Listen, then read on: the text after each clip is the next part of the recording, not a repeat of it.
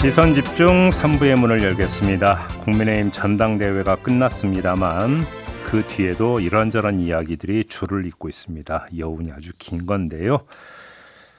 그 여운을 듣기 위해서 이분을 스튜디오로 직접 모셨는데 바로 국민의힘 당대표 후보로 나섰던 천하람 변호사입니다. 득표율 14.98%를 기록을 했었는데요. 천하람 변호사와 전당대회 뒷이야기를 좀 나눠보도록 하겠습니다. 어서 오세요. 네, 천하람입니다. 살이 좀 빠지셨네요. 네, 근데 조금 빠지다 말아가지고 더 빠졌으면은 더 열심히 뛰었으면 제가 2위는 했을 텐데 3위로 마무리하니까 좀 굉장히 슬프네요. 네. 큰 선거였잖아요. 그렇죠. 힘드시던가요? 즐거우시던가요? 어땠습니까? 처음에는 너무 힘들었습니다. 어떤 점이 제일 힘들었어요? 왜냐하면은 제가 이제 평소에는 제 한 몸만 건사하면 되지 않습니까? 뭐 총선이 됐든 아니면 방송이 됐든.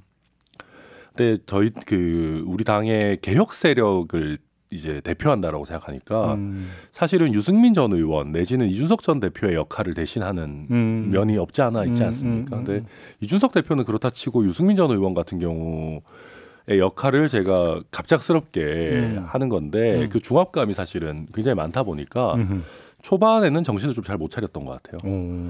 근데 이제 아무래도 홈그라운드라는 게 참 감사한 게 이제 호남 연설 이런 거 하면서 좀 몸이 많이 풀렸던 것 같고 그 후부터는 제가 제 스스로 뿌듯한 거는 4명의 후보 중에 황교안 후보는 압도적으로 그냥 편안하셨던 것 같고 황교안 후보를 제외하고는 김기현, 안철수, 천하람 중에는 제가 제일 어떻게 보면 편안하게 맨정신을 좀 유지하면서 선거전을 치러내지 않았나. 편안하다는 게 어떤 의미예요? 제가 토론회나 연설회에서 다른 후보들을 봤을 때 굉장히 힘들어 보였어요.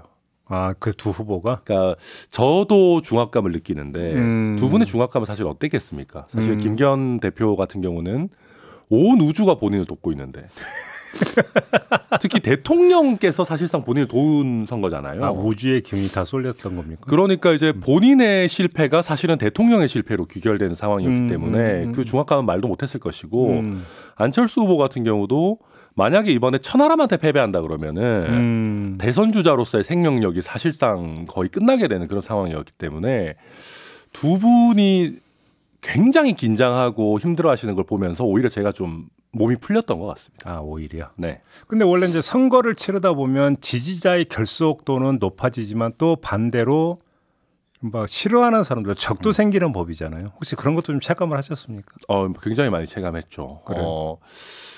이제 많은 분들이 그러다 보니까 뭐 이준석 대표의 악영향이 있었던 것 아니냐. 이준석 대표가 당내에서 가지는 뭐 비토 정서 같은 것들을 고스란히 받은 거 아니냐. 그런 얘기들도 하더라고요. 예. 근데 저는 그렇게 봅니다. 이게 정치인에게 비토 정서라는 거는 늘 왔다 갔다 하는 겁니다. 그러니까 저는 지난 대선 때 보면은 홍준표 전 대표가 그렇게 살아날지 몰랐어요. 그러니까 그게 이제 사실은 그렇지 않습니까? 그러니까 예전에 우리가 2018년 지방선거 이런 거 할 때만 해도 홍준표 대표가 뭐 이렇게 도와주려고 연설하러 오겠다 아니면 이렇게 뭐 하겠다로 지역에 내려오겠다고 해도 다 손살에 쳤어요. 우리 홍준표 대표 오면 큰일 난다. 우리 표 떨어진다. 근데 그렇지만 결국 개인기가 있기 때문에 또 본인의 어떤 매력이 있기 때문에 사실 살아났던 것이고 이준석 대표도 저도 마찬가지라고 생각합니다. 오히려 저에게 부족한 부분은 저는 상대적으로 비토 정서는 낮고 그러니까 비호감도는 낮지만 저의 매력도라든지 정치적인 서사라든지 이런 거를 좀 더 쌓아야겠다. 그런 어떤 숙제를 남긴 저는 선거라고 생각합니다. 알겠습니다. 근데 아무튼 14.98%라는 득표율 많이 아쉽습니까?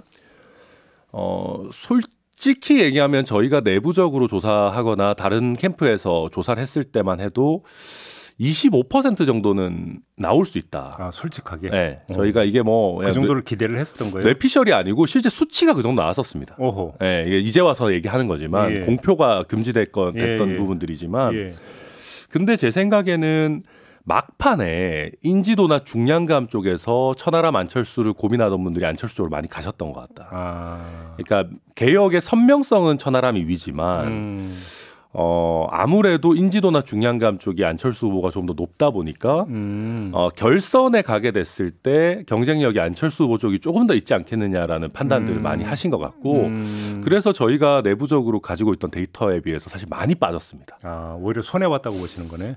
그거는 이제 어떤 의미에서는 우리 시선집중 식구들은 저를 잘 아시지만 대부분의 국민들이 봤을 때는 저는 완전 정치 신인이거든요. 그리고 정치 경력이 이제 만 3년 정도의 정치적인 서사나 자산이 거의 없는 신인입니다. 그러다 보니까 마지막에 선택을 할 때 아 그래 천하람이 맨정신이고 하는 말이 옳은 건 알겠는데 이 친구를 오래 봐온 게 아니기 때문에 신뢰할 수 있는가. 그러니까 안철수 후보는 퍼포먼스는 굉장히 많이 떨어지지만 뭐 토론회나 연설에서 보여준 내용은 떨어지지만 그래도 예측 가능한 거죠. 오래 봐왔으니까. 뭐 그런 면에서 10년 됐으니까. 그렇죠. 그런 면에서 제가 기대보다 조금 득표율이 떨어졌던 거 아닙니까? 그런데 한쪽에서는 결국 이게 이준석 내지 이준석계의 지분이고 한계다. 이런 얘기를 많이 하던데. 근데 저는 그렇게는 보진 않습니다. 일단 이기인 후보, 저희 청년최고위원 후보 같은 경우는 18.7%, 그러니까 20%에 가까운 득표를 했고 만약에 김기현 천하람 1대1 구도였다면 안철수 후보의 존재가 없었다면 저는 제 득표율이 굉장히 많이 올라왔을 수 있다. 그렇기 때문에 이런 사자구도 특히 이제 저와 표를 나눠 가지는 안철수 후보가 있는 상황에서 15%가 어떻게 보면 뭐 이게 최대다라고 평가하는 건 좀 맞지 않는다. 그래서 이준석 비토론이라는 게 저는 좀 많이 부풀려져 있다 그렇게 봅니다. 그러면 이준석 계를 넘어서 이른바 비윤, 비윤 정서를 갖고 있는 당원들의 비율이 안철수 플러스 천하람 득표율 정도는 된다고 파악하시는 겁니까? 그렇죠. 그렇게 그거를 뭐 비윤이라고 봐야 될지 저는 뭐 조금 더 넓게 보자면 황교안 표도 저는 무시할 수 없다고 생각합니다. 아 그렇게 보세요? 네, 그러니까 왜냐하면 당이 그냥 당정일체 일방통행으로 가야 되냐, 아니면 어떤 적절한 견제가 있어야 되냐, 그러니까 어떤 뭐랄까요 변화나 안정이냐 이렇게 놓고 봤을 때 어느 정도의 변화가 필요하다라고 생각한 분들이 47%나 되는 거거든요.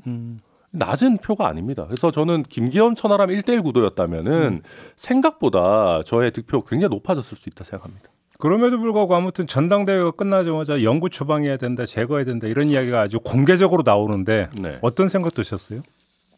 제거할 테면 제거해봐라. 저는 그렇게 얘기하고 싶어요. 뭐 어떻게 제거할 겁니까?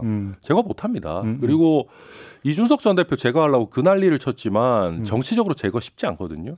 게다가 유승민, 나경원 제거하고 안철수 억압해도 천하람 튀어나옵니다.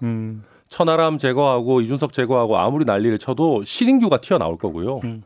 또 이기인, 뭐 김용태 다 자기 역할들을 할 겁니다. 그래서 정치적인 에너지, 개혁을 바라는 당원들의 열망이 있는 상황에서 그것을 대표하는 정치인 몇 명 제거해가지고 그 정치적인 에너지, 개혁의 에너지가 없어질 거라고 생각하는 거는 초등학생입니까 무슨? 근데 제가 하는 가장 쉬운 방법은 공천장 안 주는 방법이 있잖아요. 공천장 안 준다고 해가지고 그게 과연 제거가 될까요? 저는 그렇게 간단한 문제라고 생각하지 않습니다. 그럼 그래서 무소속 출마해서 살아 돌아올 수 있다고 보시는 겁니까? 이준석 전 대표 같은 경우는 공공연하게 그렇게 얘기하고 있고 저 같은 경우도 저는 물론 어제까지 당대표가 되겠다고 했던 사람인데 무소속 출마를 언급하는 거 적절하지 않지만 한마디만 드리겠습니다. 제 지역구 같은 경우는 무소속 출마하면 표 훨씬 더 많이 나옵니다. 정말로 제가 무소속 출마를 하겠다는 것은 아니지만 물론 뭐 그럴 일 없을 거라고 보지만 그리고 이게 저는 김재원, 뭐 조수진, 장해찬 최고위원 이런 사람들이 지금 내부 총질하는 거 아니에요? 아, 그걸 내부 총질로 보시는 겁니까? 저는 김기현 대표에 대한 내부 총질이고 개혁 성향의 당원들과 천하람, 이준석에 대한 내부 총질이라고 생각합니다. 아니 보십시오. 김기현 대표가 취임 일성으로 연포탕을 얘기했어요. 연대하자. 우리 이제 힘을 합치자. 저랑도 선거 끝나자마자 통화하면서 선거 때는 치열하게 다퉜지만은 우리 함께 그래도 당이 잘 되자고 하는 거니까 잘해보자. 저도 당연히 좋다 그랬습니다. 근데 그 다음날 아침에 당장 최고위원들이 한 명도 아니고 3명이나 때로 나와가지고 제거하겠다라고 얘기하면은 이거는 거의 화전양면 전술이고 이러면 제가 김기현 대표의 진정성을 어떻게 믿을 수가 있습니까? 그래서 저는 지금 이런 식으로 당 지도부 내에서 메시지가 제대로 통일이 안 되고 이상하게 뭐 제거한다라는 그건까지 나온다면은 저는 김기현 대표의 어떤 연대의 진정성 그리고 만나자라고 하는 그 발언의 진정성을 의심할 수밖에 없다. 뭐. 오히려 그럼 정반대로 김기현 대표가 지명직 최고위원으로 우리 천하람 변호사를 만약에 지명을 하면 받겠습니까? 제가 당대표 하려고 했던 사람인데 네. 무슨 지명직 최고위원 하겠습니까? 그건 아니고 신인규 변호사 시켜준다고 하면은 저는 괜찮을 것 같습니다. 지금 추천하는 것입니까? 네, 공개적으로? 신인규 변호사가 저보다 공격력이 더 좋아요. 그래서 당내에서 정말 쓴소리 잘할 수 있지 않겠나 생각합니다. 근데 전당대회가 끝나자마자 유승민 전 의원이 아주 뭐라고 할까 언론이 흔히 쓰는 표현으로 독설을 이제 뿜어내지 않았습니까? 그 심경을 어떻게 읽으세요? 그러니까 물론 선거 과정에서 저도 센 발언들을 많이 했습니다. 윤핵관 제거해야 된다 얘기했고 그 앙금이 어느 정도 남아 있는 거 뭐 저도 이해합니다. 근데 그렇다라고 하더라도 우리 정치권이 보통은 승자가 패자에 대해서 어느 정도 너그러운 태도를 취하는 것이 뭐 어느 정도의 관행이고 그게 사실 좋은 모습입니다. 근데 지금 뭐 최고위원들 다 이런 식으로 극언을 하고. 그러니까 이게 이제 저는 오판인 거예요. 이준석 대표와 뜻을 같이 하는 당원들이 15%밖에 없으니까 이거는 이제 신경 안 써도 된다. 이런 식의 생각인 것인데 이 15%가 국민의힘 당원 중에 가장 중도 지향성이 있는 당원들입니다. 이 사람들마저 등을 돌리는 정치를 하면 저희 총선 결코 못 이깁니다. 네. 저는 그런 얘기 하고 싶어요. 천하람과 이준석과 천하용인을 죽이는 가장 좋은 길이 뭐냐. 천하람 지지층 뺏어가는 정도로 정치를 잘하면 됩니다. 그러니까 천하람 지지층은 묻지도 따지지도 않고 천하람 이준석만 지지한다 이런 사람들이 아니에요. 김기현 대표가 정말 중도 확장성 있고 누가 봐도 민심에 부합하고 국민 눈높이에 맞는 정치하면은 천하람 지지층 금방 다 김기현 대표한테 힘 실어줄 겁니다. 그게 천하람과 이준석의 정치적인 지분을 떨어뜨린 일이지 계속 헛소리하고 뭐 민심에 부합하지 않게 가면서 천하람과 이준석이라는 정치인만 제거한다고 해가지고 이게 해결될 일이 아니다. 저는 물론 뭐 김기현 대표 그러지 않으리라고 뭐 덕담하고 싶습니다. 그런데 김기현 대표도 제거라는 단어를 썼었는데 정부수석 만나서 그러셨더라고요. 네. 제가 그래서 걱정하는 것은 이런 겁니다. 이게 지금 갑자기 선거 다음 날 하루아침에 제거해야 된다라는 얘기가 너무 많이 나옵니다. 그래서 이것이 과연 당 지도부에서만 하는 얘기인 것인가 아니면 뭔가 어떤 뭐 다른 쪽에서 어떤 오더가 나온 것인가라는 얘기를 의심할 수밖에 없고 이번 전당대회가 사실은 대통령실이 시작해서 거의 대통령실이 끝낸 어떤 전당대회라고 해도 과언이 아닌데 전당대회에 대통령실이 이 정도 관여한 것도 매우 부적절한데 전당대회 이후에 여당 내에 다양한 목소리를 말살하는 데까지 대통령실이 힘을 쓴다라고 한다면은 저는 누가 납득하겠는가? 그럼 대통령께서 말씀하시는 통합의 정치라는 게 과연 무엇인가? 여당도 여당 내의 다양한 목소리도 포용하지 못하면서 어떻게 야당과의 통합, 대한민국의 통합을 이야기할 수 있나? 저는 그러지 않기를 바라고 만약에 대통령실에서 여당 내에 쓴소리하는 세력을 제거해야 된다라고 생각한다면은 그것이야말로 대통령을 작게 만들고 과거에 우리 당이 진박간별의 길, 정말 망하는 길로 다시 되돌아가는 지름길이다 말씀드리고 싶습니다. 근데 윤석열 대통령이 전당대회에서 이제 축사를 하지 않았습니까? 네. 축사를 이제 전문을 그러니까 제가 읽으면서 가장 눈에 들어왔던 단어가 당의 위기라고 하는 표현을 썼어요. 윤석열 대통령이. 네. 그래서 어떤 점을 가지고 당의 위기라는 진단을 했을까 저는 이제 그게 궁금했던 건데 예를 들어서 뭐 이게 뭐 여론조사 지표나 이런 건 아닌 것 같고 그게 이제 그게 어떤 내부 총질 뭔가 당과 정이 일체화되지 않고 뭔가 따로 간다는 어떤 이런 느낌 혹시 이런 걸 표명한 것으로 이해를 해야 되는 걸까요? 어떻게 읽으셨어요? 그거? 저도 사실 그렇게 이해했습니다. 그래요? 내부 총질 아마 그런 표현이 있었을 겁니다. 뭐 당의 위기를 정치적으로 이용하는 뭐 이런 식의 표현이 있었던 것 같은데 결국 그렇게 되면 과거에 그 내부 총질하는 당 대표 그 체리 따봉 문자와 이걸 연결해서 조금 연상할 수밖에 없게 됩니다. 그러면 아까 조금 전에 오다라고 하는 표현을 쓰셨는데 혹시 그 연관성을 거기서 찾고 계시는 겁니까? 저는 뭐 그렇게 믿고 싶지는 않지만 그런 부분이 떠오르는 것은 어쩔 수 없는 것 같습니다. 그래요? 그렇다라고 한다면은 예.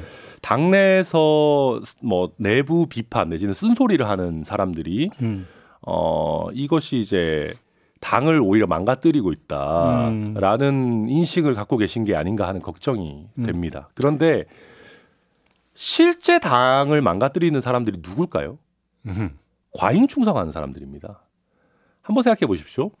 이준석, 유승민, 뭐 천하람 등등 해가지고 당내 쓴소리를 하는 사람들이 저는 당에 오히려 건강함을 가지고 생동감을 준다고 생각하고 해는커녕 플러스가 된다고 보지만 설령 마이너스가 된다고 보는 분들이 있더라도 이런 사람들이 하는 얘기들이랑 제가 기꺼이 친일파가 되겠습니다. 이런 썩은 소리 하는 사람들이랑 충북지사 말씀하시는 누가 더 대통령과 당에 해가 됩니까? 저는 대통령이 원하는 3대 개혁이라든지 아니면 뭐 여러 정치 개혁이라든지 하려고 한다면은 국민들의 신뢰가 전제가 돼야 됩니다. 근데 여기서 특히 이제 뭐 우리 국민들께서 굉장히 민감하게 여기시는 일본과의 문제에 있어가지고 국민 정서에 도저히 맞을 수 없는 말도 안 되는 이제 말들을 쏟아낸다면은 우리 여당에 대해서 국민들의 신뢰가 떨어질 수밖에 없습니다. 이런 사람들이 대통령을 해치는 것이지 당내 쓴소리하고 오히려 당의 스펙트럼을 넓혀가지고 국민의힘의 현재는 지지하지 않더라도 국민의힘의 희망이 있구나. 그래서 민주당으로 빠지지 않고 내가 그래도 국민의힘 좀 더 지켜봐야겠다라고 만드는 개혁 세력이 왜 당에 해가 됩니까? 저는 전혀 그렇게 동의할 수가 없습니다. 이철규 의원의 당 사무총장설이 얘기가 계속 나오잖아요. 네. 현실화될 가능성이 있다고 보십니까? 저는 뭐 매우 높다고 봅니다. 왜 그러면 이철규 의원을 당 사무총장에 앉히려고 한다고 생각하십니까? 역시 공천입니까? 네, 공천이라고 봅니다. 그리고 이것이 어떻게 보면 용산과의 어떤 뭐 좋게 말해서 원활한 소통, 나쁘게 말해서는 당정 일체, 당정 일체 나쁘게 말한다 할 수 있을까요? 아무튼 당정 일체 이런 부분들 이 공천에까지 좀 이어지는 것 아니냐 그런 역할들을 이철규 의원이 하는 거 아니냐 저는 뭐 그렇게 이해가 됩니다. 그러면 김장년대 한 축이었던 장제원 의원의 포지션은 앞으로 어떻게 될 거라고 보십니까? 저는 사무총장 할 뿐이라고 봅니다. 장제원 의원이요? 네, 그러니까. 장제원 의원 저는 김기현 대표께서 선거 과정 중에 뭐 백의종군 살신성인까지 얘기하셨는데 백의종군 뭐 어떤 직은 없었지만 국민 공감을 사실상 지원 어떻게 보면 다 이끌어가고 이번에 최고위원 선거나 당대표 선거에서도 막후에서 어마어마한 영향력을 끼쳤습니다. 그랬나요? 그렇기 때문에 가만히 계실 분이 아니라고 보고 어떤 의미에서는 저는 사무총장하는 굉장히 부적절하다고 봅니다만은 비선 실세를 하는 것보다는 나을 수 있다 생각합니다. 차라리 그럴 바에는 사무총장을 맡아라. 왜냐하면 아무 직이 없다면은 역설적으로 모든 것을 할 수 있습니다. 그렇죠. 그렇게 되면은 사실상 당 대표 이상의 역할을 하는 비선 실세처럼 우리가 인식을 하게 될 수가 있는데 그럴 바에는 명확한 어떤 하나의 역할을 맡는 것도 저는 뭐 그러면 아무것도 안 하는 게 가장 적절하다고 보지만 뭐랄까요 실제 영향력을 행사하면서 직만 없는 눈 가리고 아웅하는 것보다는 오히려 나을 수 있다고 봅니다. 그럼 제가 무식하게 질문 하나 드리면 네. 앞으로 장제원 의원이 더 센 존재가 되는 겁니까? 김기현 대표가 더 센 존재가 되는 겁니까? 뭐 의미가 있습니까? 제일 센 분 따로 있는데. 네. 그래 어리석은 질문이라고 했어요. 네, 저는 뭐 큰 의미 없다고 생각합니다. 마지막으로 짧게 지금 경선 과정에서 불거진 김기현 대표의 땅 투기 의혹이라든지 청와대 행정관들의 어떤 그 선거 개입 의혹 있잖아요. 이 문제는 어떻게 끝까지 그러니까 뭐 수사로 해서 밝혀내야 되는 그런 성질의 문제라고 보십니까? 네, 저는 그 특히 이 대통령실 행정관의 어떤 행태는 굉장히 부적절하다고 생각하고요. 또 대통령실에서 동문서답을 했습니다. 개인적인 차원이라고 네. 이준복 수석이 얘기했던. 개인적인 차원이면 뭐 나쁜 짓 해도 되는 겁니까? 예. 보통 범죄가 개인적으로 하는 겁니다. 예. 그렇기 때문에 이 부분이 여러 국가공무원법 위반 아닌지 또 혹여 이 사람이 개인적으로 한 것이 아닌 것은 아닌지 명확하게 따져봐야 될 것이고 김기현 대표의 문제 같은 경우 본인이 뭐 수사 의뢰까지 했으니까 또 민주당에서도 문제 제기하고 있으니까 또 뭐 진상이 밝혀지지 않을까 생각합니다. 뭐 마지막으로 짧게 네. 이구동성으로 그럼에도 불구하고 천하람 변호사의 정책 재검은 올라갔다. 다들 이렇게 평가를 하는 것 같은데 네. 본인의 정책 포부라고 할까요? 짧게 말씀해 주신다면. 그냥 10년 후에 봤을 때 흑역사가 아니게 정치했으면 좋겠습니다. 아, 10년 후에 대권 도전하시는 겁니까? 10년보다 모르겠습니다. 이거 열심히 해야죠. 일단 당권부터? 알겠습니다. 오늘 말씀 잘 들었습니다. 고맙습니다. 네, 감사합니다. 전아람 변호사와 함께했습니다.